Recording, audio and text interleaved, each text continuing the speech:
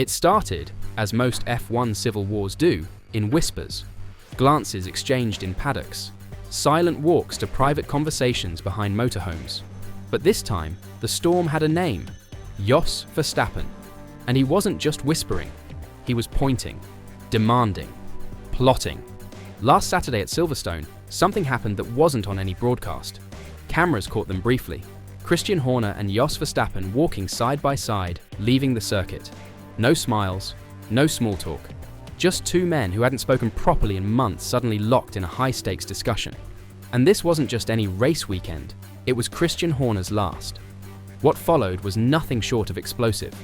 Ralf Schumacher, watching it all unfold, revealed what others only dared to hint. There was another argument, or a heated exchange, at least visually and verbally, between Jos Verstappen, Christian Horner, and the press officer. You could see that Jos was anything but happy with the situation. This wasn't a one-off. The tension between Horner and the Verstappens had been bubbling for more than a year. Back in Bahrain 2024, the two nearly came to blows, despite the team securing victory. Jos later said he was completely finished with Horner. But what made this confrontation different was timing. Because this time, Jos had the upper hand. Why? Because Max was on the fence. And if Max leaves Red Bull, so does their future. Max Verstappen, the reigning world champion, was and still is fed up. Not just with the politics, but the car. It's been over a year since he warned Red Bull that their car wasn't championship material anymore. Behind the scenes, he told the team their performance wasn't just slipping, it was crumbling. And the people building the car for 2026? Max has no faith in them. He wants out of the chaos, the power struggles, the infighting. As confirmed by multiple media outlets, Verstappen has told Red Bull in no uncertain terms. He wants technical improvements, and he wants the drama to stop. And Horner, in Max and Jos's eyes, is both the architect and the obstacle. Max, of course, doesn't give much away. When asked about his future, he just shrugs, saying, "That hasn't changed since last week." But it has. It has changed a lot. Behind closed doors, Max's team has been scouting, looking, weighing. Mercedes is on the table. Not perfect, but promising. A team that, unlike Red Bull, isn't eating itself alive from the inside. Which brings us back to Jos. Jos, who's never been just a dad. He's been Max's enforcer, strategist, and when needed, the hand grenade.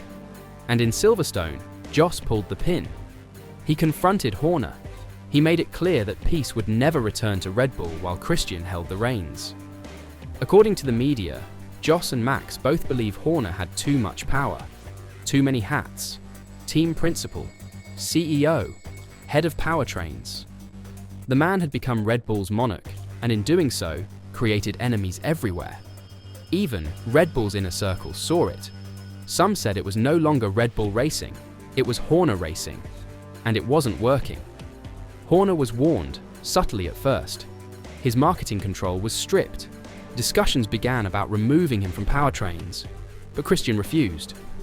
"At Red Bull Racing, I have a clear structure that reports into me," he insisted. "It's a setup that's worked incredibly well for us."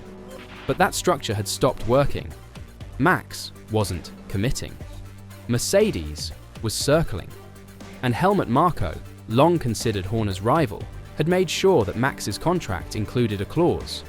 If Marko is axed, Max becomes a free agent. This was a silent coup.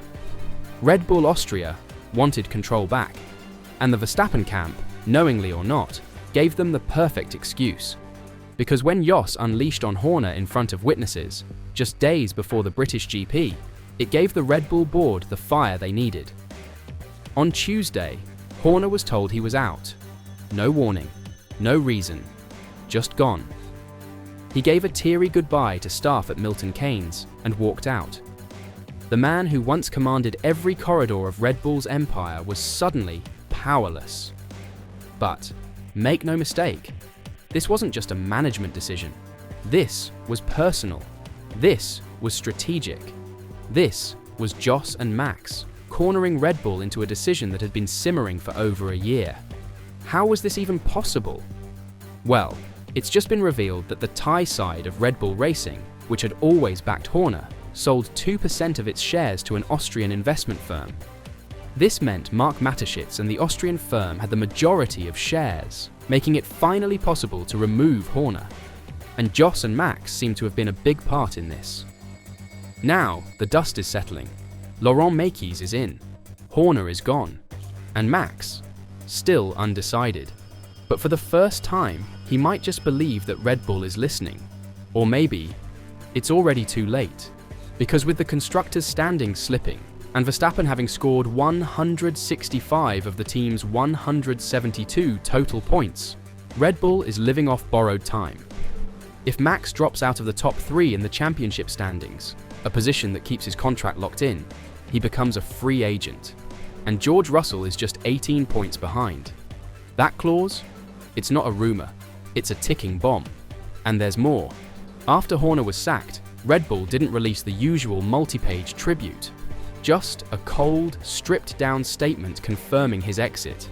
No cause, no celebration, just silence. Even Horner himself was left without explanation. Sources said he was never told why. He was simply let go. That's not how you treat someone who led you to multiple championships. Unless the power grab was already complete. Some say Helmut Marko played his cards perfectly, that the Verstappen camp and Marko aligned behind the scenes to push Horner out. Remember that clause Max had? The one that let him walk if Marko was fired?